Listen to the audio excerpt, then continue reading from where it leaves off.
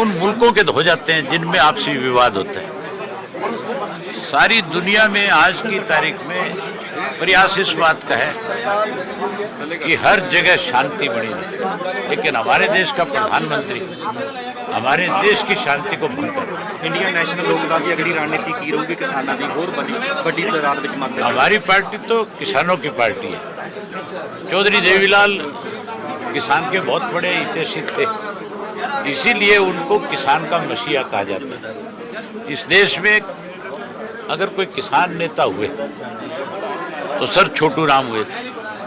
Sir Chhotu Ram के बाद कोई किसान नेता हुए तो चौधरी चरण सिंह थे, और उसके बाद किसी को किसानों ने अपना लीडर माना तो उस शख्स का नाम चौधरी देवीलाल था। और चौधरी देवीलाल जब जब भी सत्ता में आए उन्होंने किसान की भलाई के लिए कानून बनाए। आपको एक चीज कहना चाहूंगा, इस देश में किसी ने भी किसान का कर्जा माफ नहीं किया था। इसकी शुरुआत जो हुई थी सन 1989 में चौधरी देवीलाल जब प्रधानमंत्री बने, उससे पहले 87 में जब मुख्यमंत्री बने तो उन्होंने हरियाणा में किसान का 10-10 हजार रुपये का कर्जा माफ किया था। वो 10 हजार आज 10 लाख से भी ज्यादा है। सुनो, उसके बाद जब उप डिप्टी प्राइम मिनिस्टर बने उस वक्त उन्होंने पूरे देश का 10-10 हजार रुपया किसान का, कमेरे का, गरीब का, छोटे दुकानदार का फिर माफ किया।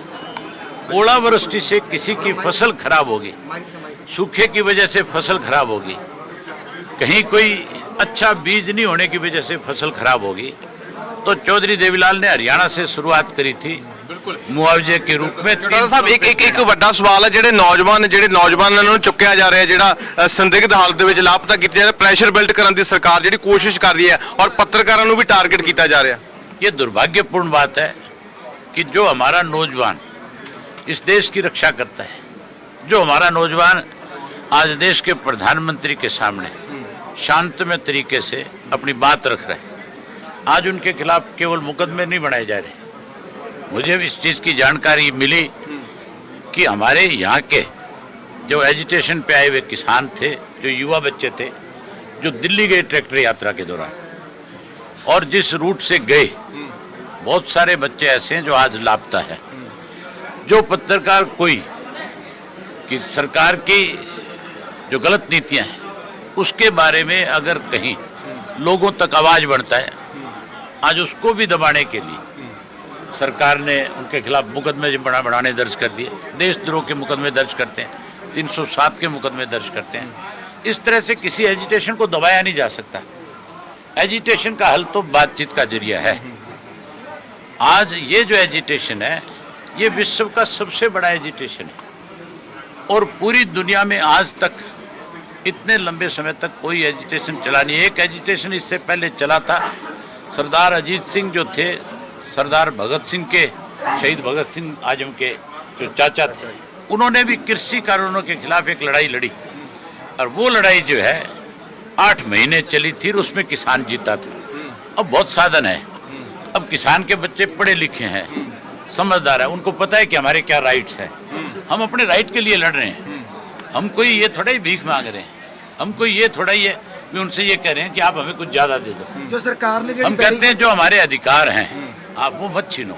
कोई ऐसे कानून हमारे ऊपर ना ला दो, ना बनाओ जिससे आने वाले समय में किसान अपनी जमीन बेच जाए, किसान उस जमीन से बेघर हो जाए।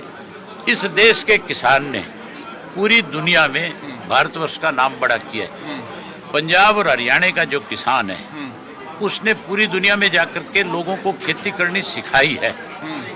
जिन मुल्कों के अंदर खेती की ABCD का पता नहीं था, उन मुल्कों में जाकर के किसान ने जंगल काट करके वहाँ खेती करके। अच्छा चौटाला साहब एक होर सवाल है, बार-बार डायलॉग बहुत ਜ਼ਰੂਰੀ ਹੁੰਦਾ ਹੈ ਕਿਸੇ ਵੀ ਚੀਜ਼ ਦੇ ਹੱਲ ਦੀ। ਹੁਣ ਨਰਿੰਦਰ ਮੋਦੀ ਹੋਰਾਂ ਦੇ ਵੱਲੋਂ ਇਹ ਗੱਲ ਕਹੀ ਗਈ ਹੈ ਕਿ ਇੱਕ ਫੋਨ ਕਾਲ ਹੋਵੇ, ਤੁਹਾਨੂੰ ਨਹੀਂ ਲੱਗਦਾ ਕਿ ਉਹਨਾਂ ਨੂੰ ਆਪ ਚਾਹੀਦਾ ਕਿ ਆਪ ਡਾਇਲੌਗ ਕਰ ਲੈਣ, ਆਪ ਗੱਲਬਾਤ ਕਰਨ, ਕਿਉਂਕਿ ਜਥੇਬੰਦੀਆਂ ਤਾਂ ਹਮੇਸ਼ਾ ਹੀ ਇਸ ਚੀਜ਼ ਦੇ ਵੱਲ ਆਈਆਂ ਨੇ ਕਿ ਅਸੀਂ ਡਾਇਲੌਗ ਕਰਾਂਗੇ, ਤਾਂ ਹੁਣ ਇੱਕ ਜਿਵੇਂ ਲੌਕ ਜਿਹਾ ਆਇਆ ਪਿਆ, ਡੈਡਲੌਕ ਆਇਆ ਪਿਆ। जो आंदोलन करने वाले होते हैं उनको तो सरकार का बुलावा ही आना चाहिए। जी।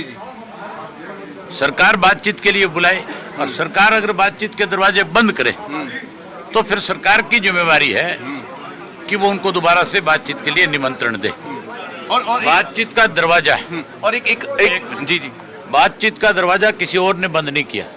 जो मुझे जानकारी है, जो लास्ट बातचीत थी 12वें दौर की, उसमें कृषि मंत्री ने सभा में आकर के ये कहा था कि विज्ञान भवन जो है अब इस बातचीत के लिए सदा के लिए बंद हो गया। तो बंद उन्होंने किया, उन्हीं को खोलना चाहिए। सरकार का काम क्या है? लोगों की बात को सुनना, लोगों की कठिनाई को ठीक करना। अगर सरकार को लगता है कि भी हमने कोई गलत फैसले कर लिए तो उसको ठीक कर ले, क्या दिक्कत है? एक जी जी उसमें सरकार ने कहा कि हमने गेहूं का भी डबल कर दिया, चावल के जो है उसकी खरीद का है उसके लिए भी बजट डबल कर दिया। मैंने आपको बजट के बारे में बड़ा खुल करके बताया है। कोई भी आदमी उनका किसी भी मंच पे आकर के मेरे साथ इस विषय पे चर्चा कर सकता है।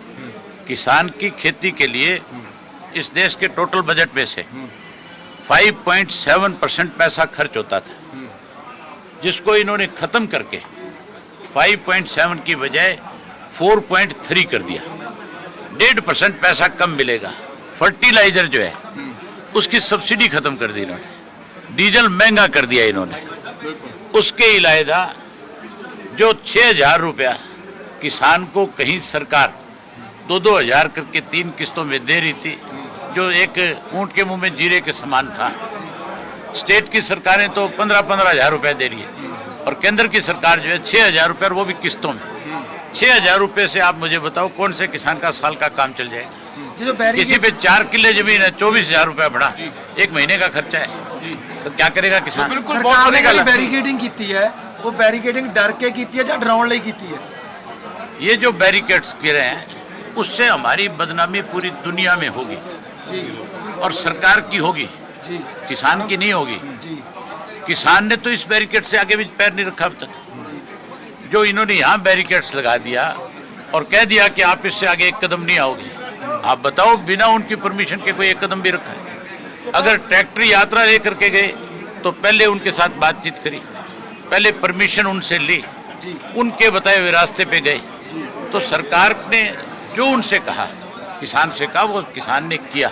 अब सरकार को भी सोचना चाहिए। बिल्कुल चौटाला साहब, ਤੁਸੀਂ ਵਿਧਾਇਕੀ ਤੋਂ आपने इस्तीफा दे दिया है और आगे की रणनीति क्या रहेगी? आप पहले शख्स हैं जो किसान मोर्चे में इस्तीफा देने के बाद पहुंचे हैं, राजनीतिक नेता जो है। पहले मेरी एक और बात सुनो फिर आप।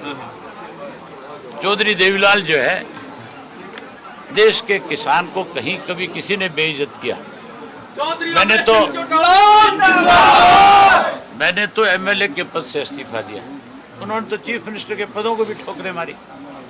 और मैं उस घर में पैदा हुआ हूँ। अगर आज इन हालात में जब किसान को इस तरह से सरकार दबाने की कोशिश कर रही है, अगर मैं आज इस्तीफा देकर के बाहर नहीं निकलता तो फिर देश में दूसरे जो किसान का वोट लेकर के गए एमएलए और एमपी है, उन पे दबाव कैसे बढ़ता? सुन लो एक मिनट। मेरा इस्तीफा देने के बाद भिवानी डिस्ट्रिक्ट में 2 जगह अब तक महापंचायत हुई है, एक दादरी में हुई और एक भिवानी में हुई। वहाँ पे ये फैसला ले लिया गया कि अगर हमारा मेंबर पार्लियामेंट रिजाइन नहीं करता तो किसी गांव में नहीं आएगा। हमारे यहाँ से चुने हुए जो विधायक हैं वो अगर रिजाइन नहीं करते तो हम उनका सोशल बाइकाट करेंगे। यहाँ तक भी कहा उन्होंने कि सुख में तो आने नहीं देना, अगर दुख में भी किसी की दरी पे आगे बैठ जाए तो उससे बात नहीं करनी। ਬਿਲਕੁਲ ਅਬੇ ਚੌਟਾਲਾ ਹੋਰੀ ਪ੍ਰੈਸ ਕਾਨਫਰੰਸ ਤੋਂ ਬਾਅਦ ਮੀਡੀਆ ਦੇ ਨਾਲ ਗੱਲਬਾਤ ਕਰ ਰਹੇ ਨੇ। ਅਬੇ ਚੌਟਾਲਾ ਮੀਡੀਆ ਦੇ ਨਾਲ ਗੱਲਬਾਤ ਉਹਨਾਂ ਦੇ ਵੱਲੋਂ ਕੀਤੀ ਗਈ ਹੈ ਪ੍ਰੈਸ ਕਾਨਫਰੰਸ ਤੋਂ ਬਾਅਦ। ਸੋ ਬੜਾ ਵੈਲਕਮ ਸਟੈਪ ਹੈ ਉਹਨਾਂ ਦਾ ਕਿ ਵਿਧਾਇਕੀ ਤੋਂ ਅਸਤੀਫਾ ਦੇ ਕੇ ਇੱਥੇ ਪਹੁੰਚੇ ਨੇ। ਤਾਂ ਤੁਸੀਂ ਇਹ ਜੋਸ਼ ਵੀ ਦੇਖ ਸਕਦੇ ਹੋ, ਬਹੁਤ ਵੱਡਾ ਜੋਸ਼ ਹੈ। ਔਰ ਖਾਸ ਤੌਰ ਤੇ ਕਿਹਾ ਕਿ ਜਿਹੜਾ ਕਿਸਾਨ ਅੰਦੋਲਨ ਹੈ ਉਹਨੂੰ ਪੂਰੀ ਤਰ੍ਹਾਂ ਦੇ ਨਾਲ ਹਮਾਇਤ ਰਹੇਗੀ। ਇੱਕ ਵਾਰ ਤਸਵੀਰਾਂ ਤੁਹਾਨੂੰ ਦਿਖਾ ਦਈਏ ਕਿ ਆਪਣੇ ਮਹਿਬੂਬ ਨੇਤਾ ਦੇ ਨਾਲ ਗੱਲਬਾਤ ਕਰਨ ਦੇ ਲਈ ਕਿੱਡਾ ਵੱਡਾ ਇਹ ਇਕੱਠ ਹੈ। ਤਾਂ ਇਹੀ ਹੈ ਕਿਸਾਨ ਅੰਦੋਲਨ ਦੀ ਤਸਵੀਰ। ਤਾਂ ਤੁਸੀਂ ਦੇਖ ਸਕਦੇ ਹੋ ਇਹ ਤਸਵੀਰਾਂ ਬਿਆਨ ਕਰਦੀਆਂ ਨੇ ਜਜ਼ਬੇ ਨੂੰ, ਕਿਸਾਨੀ ਦੇ ਨੂੰ। ਅਬੇ ਚੌਟਾਲਾ ਇੱਥੇ ਖਾਸ ਤੌਰ ਤੇ ਪਹੁੰਚੇ ਸੀ, ਸੋ ਗੱਲਬਾਤ ਕੀਤੀ ਹੈ ਔਰ ਆਪਣੇ ਜਿਹੜੇ ਵਿਚਾਰ ਪ੍ਰਗਟ ਕੀਤੇ ਨੇ। ਵਿਧਾਇਕੀ ਤੋਂ ਅਸਤੀਫਾ ਦੇ ਕੇ ਇੱਥੇ ਪਹੁੰਚੇ ਸਨ। ਕੈਮਰਾ ਪਰਸਨ ਦਰਸ਼ਨ ਦਰਸ਼ੀ ਦੇ ਨਾਲ ਸਿੰਘੂ ਕੁੰਡਲੀ ਬਾਰਡਰ ਤੋਂ ਗਗਨ ਬੇਦੀ।